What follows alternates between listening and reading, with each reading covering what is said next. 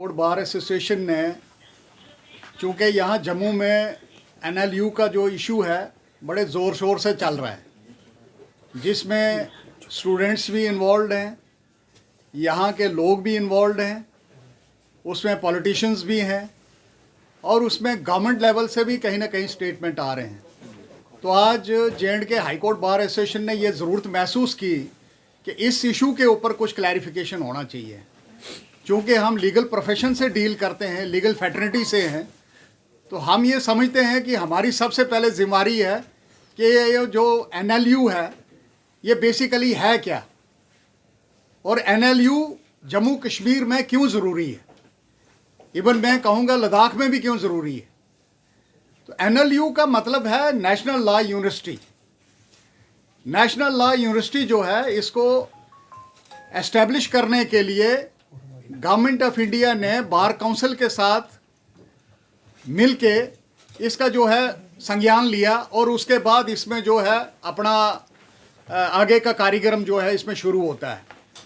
आपको ये पता होगा और सबके नोटिस में होगा कि यहाँ पे अलग अलग स्टेट्स में एनएलयूज़ जो हैं वो हैं। जैसे आपके मध्य प्रदेश है, यूपी है और यूपी के साथ महाराष्ट्र है, गुजरात है, जहाँ पे एक नहीं, दो नहीं, तीन एनएलयू हैं। और तीन एनएलयू वहाँ होने के बावजूद वहाँ पे और भी परमिशन जो है वो दी जा सकती है। तो ये सब स्टूडेंट्स के कैरियर के लिए है, लीगल प्रोफेशन से जो डील करते हैं ये उनके लिए है। इसके अलावा अगर आप देखेंगे हर एक स्टेट में एक एक एनएलयू है, उसमें जो है डिफरेंट स्टेट्स आती हैं, लेकिन कुछ स्टेट्स ऐसी हैं जिनमें कोई एनएलयू नहीं है। जैसे जम्मू कश्मीर है, हिमाचल है, गोवा है और नॉर्थ ईस्ट जो स्टेट्स हैं उनमें किसी में भी एनएलयू नहीं है।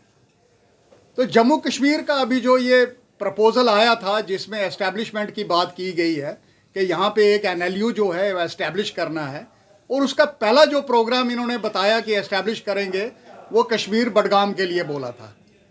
और बडगाम में एस्टैब्लिशमेंट करने के लिए इन्होंने लास्ट जो इलेक्शंस के टाइम में जिस वक्त कोड ऑफ कंडक्ट चल रहा था उस वक्त अनाउंसमेंट हुई थी। तो मैं समझता हूँ चलो गलत है या ठीक है, लेकिन एक अनाउंसमेंट आई थी। हम ये चाहते हैं कि J&K high court bar association का ये मुतालबा है गवर्नमेंट के पास भी और जितनी कंसर्न अथॉरिटीज़ हैं कि कश्मीर में भी एस्टैब्लिश करिए लेकिन जम्मू में भी एस्टैब्लिश करिए। और इसमें कहीं बार नहीं है, एक्ट में कोई बार नहीं है कि आप जो है दो एनएलयू नहीं एस्टैब्लिश कर सकते।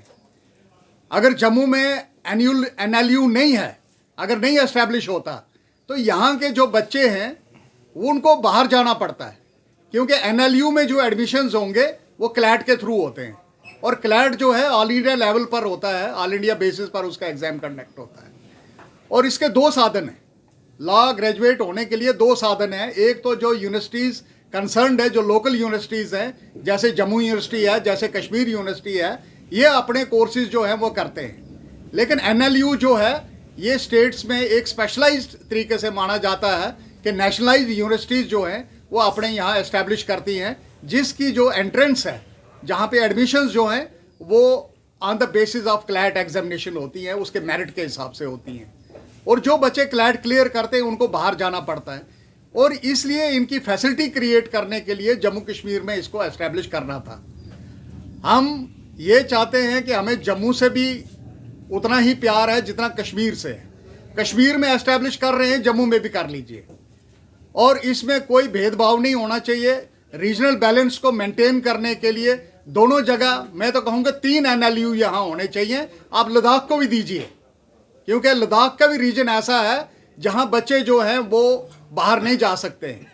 इकनॉमिकली भी थोड़ा सा सब कुछ देखना पड़ेगा आपको। और जम्मू में भी इकोनॉमिक पोजीशन जो है वो लोगों की इतनी स्ट्रांग नहीं है कि हमारे बच्चे जो हैं एनएलयू बाहर पढ़ने के लिए जाएंगे, गुजरात में जाएंगे या पटियाला में जाएंगे या बेंगलोर में जाएंगे या हैदराबाद में जाएंगे।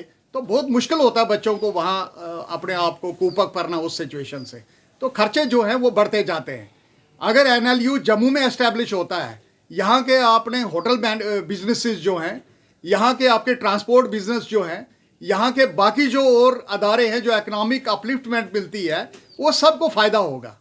NLU अगर जम्मू में आता है, और उससे बड़ा फ़ायदा जो है हमारे अपने बच्चों को होगा, क्योंकि यहाँ पे जो है वो एस्टेब्लिश होने से उनके खर्चे जो हैं वो कम से कम हो जाएंगे।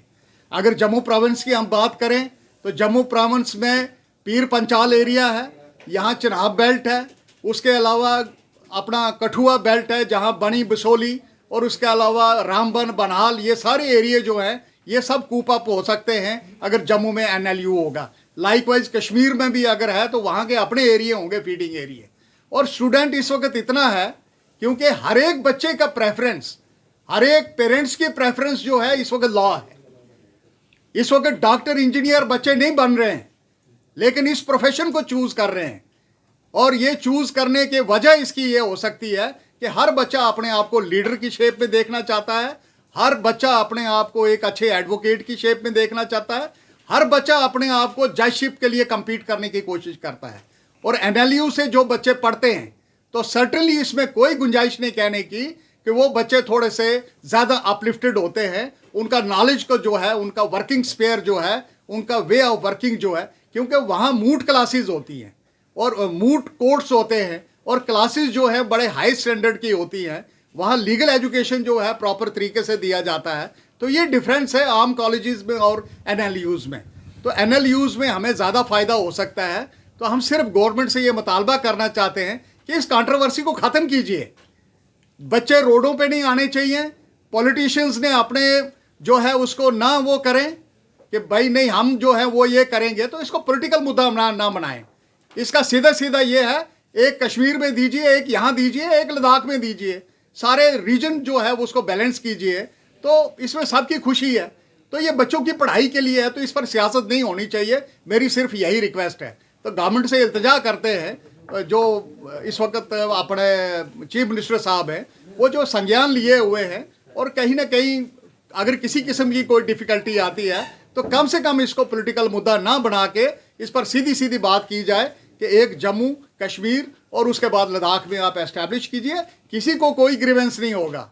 हमें जम्मू में, मैं कहता हूँ किसी किस्म का कोई ग्रीवेंस नहीं है। हम किसी को नहीं चाहते हैं कि पॉलिटिक्स में इन्वॉल्व हो जाएं और इंस्टीट्यूशंस के ऊपर लड़ाई हो जाए। यहाँ किसी किस्म की भी जो लड़ाई है हमारे लिए खतरा है, हमारे लिए बहुत बड़ी परेशानी बन जाएगी। अगर हम रीजन्स आपस में लड़ेंगे तो फिर हमारा जो है कुछ नहीं बन सकता। जो एक नेशनल इमेज जम्मू कश्मीर की बनी हुई है उसको बरकरार करने के लिए हमें पॉलिटिकल मुद्दों को पीछे छोड़ के ये मुद्दे जो हैं इन पर बात करनी चाहिए और बराबर रीजनल बैलेंस जो है उसको मेंटेन करना चाहिए। इसके साथ एक और इशू था, तो इस bar council of J&K, bar council of J&K जो है बड़ा ज़रूरी है।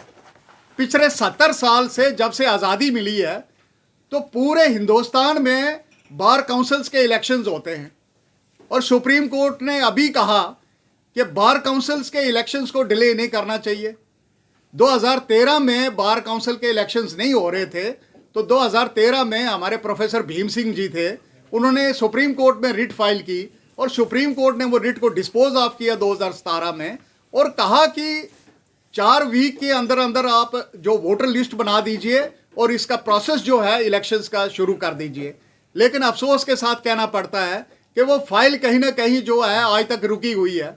हम लोग अपनी एक स्टैट्यूटरी बॉडी से महरूम हैं। ये वकीलों की स्टैट्यूटरी बॉडी है। अगर हमने प्रोफेशन को चलाना है तो हमें स्टैट्यूटरी बॉडी की ज़रूरत है, बार काउंसिल की ज़रूरत है। अब मैं आपको कहूँगा कि अगर बार काउंसिल नहीं बनती तो उसके हमें नुकसान क्या हैं। थोड़ा सा मैं आपके ज़ाहिर नज़र ये लाऊंगा कि अगर बार काउंसिल नहीं बनती है तो मैं इसको आपको ऐसे कहूँगा कि the bar council loses democratic legitimacy, accountability of office bearers is weakened, welfare measures for lawyers suffer, young lawyers remain without proper institutional support, the collective voice of bar becomes weak and questionable।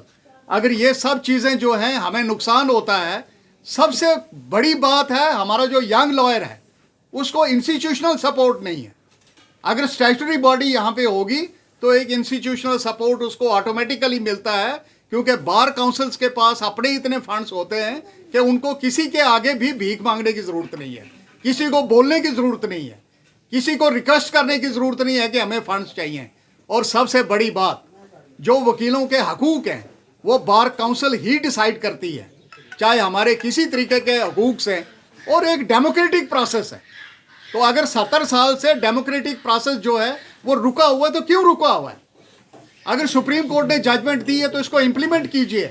और ये दायित्व बनता है government का, J&K government का, law department का, कि वो जल्द से जल्द इसकी नोटिफिकेशन निकालें और इलेक्शंस को जो है कंडक्ट करें, ताकि वकीलों की एक अपनी डेमोक्रेटिक बॉडी हो और ये इंस्टीट्यूशन जो है अच्छे तरीके से चल सके, और जितने भी लॉयर्स हैं, एडवोकेट्स हैं, वो फ्री एंड फेयर तरीके से अपनी ड्यूटीज जो है उनको अंजाम दे सके, ताकि लोगों को भी इंसाफ मिल सके, स्पीडी जस्टिस हो, ताकि अकाउंटेबिलिटी हो, इंस्टीट्यूशन की भी अकाउंटेबिलिटी हो। यह बड़ा ज़रूरी है कि बार काउंसिल जो है वो होनी चाहिए। और ये मैं पहले भी at the cost of repetition बताता हूं कि कोई ऐसी स्टेट हिंदुस्तान में नहीं है जहां पे बार काउंसिल नहीं है। तो ये बार काउंसिल इस वक्त बहुत ज़रूरी है, और ये मौके के हिसाब से देखेंगे तो इसको कॉन्स्टिट्यूट करना बहुत ज़रूरी है। अगर फ्री एंड फेयर जस्टिस चाहिए और free and fair approach to the court चाहिए, स्पीडी जस्टिस चाहिए, और वकीलों की जो है उसमें पूरी आपको एक किस्म की कोर्ट में हेल्प चाहिए प्रॉपर तरीके से, तो वकीलों की भी अकाउंटेबिलिटी उसके अंदर आएगी। ऐसा नहीं है कि वकीलों की अकाउंटेबिलिटी नहीं होगी, वकीलों की भी पूरी अकाउंटेबिलिटी होगी। इसलिए ये इलेक्शंस करवाने बहुत ज़रूरी है। तो ये दो इश्यूज थे जिन पर हम चाहते थे कि कुछ क्लैरिफिकेशन दें, लेकिन आज सबसे ज़्यादा इंपॉर्टेंट इशू था NLU का, क्योंकि इस पर जो सियासत हो रही है, तो कम से कम मुझे ये लगता है कि हाईकोर्ट बार एसोसिएशन, हम टीम में इस वक्त इसलिए यहाँ बैठे हुए हैं कि हमारा एक कंसिस्टेंट व्यू है कि इस पर सियासत नहीं होनी चाहिए। आप इंस्टीट्यूशन बनाइए, कश्मीर बनाइए, जम्मू बनाइए, वहाँ बनाइए, एरिया आपके पास फीडिंग एरिया बहुत सारे हैं। हमारे कई बच्चे यहाँ से बाहर जाते हैं जिनको कई परेशानियों का सामना करना पड़ता है। उन परेशानियों को ख़त्म करने के लिए कम से कम यहाँ आप जो NLU जम्मू में बना दीजिए, ताकि ये बच्चे जो बाहर रोड्स पे इस वक्त आ रहे हैं, अपने स्टेटमेंट दे रहे हैं, इनको एक विराम मिले इस वक्त। बच्चों का भविष्य सिर्फ किताबों से नहीं बल्कि सही माहौल, सही मार्गदर्शन और सही शिक्षा से बनता है। MV international school affiliated to CBSE nursery से 12वीं तक, जहां पढ़ाई सिर्फ बोझ नहीं बल्कि एक आनंद है।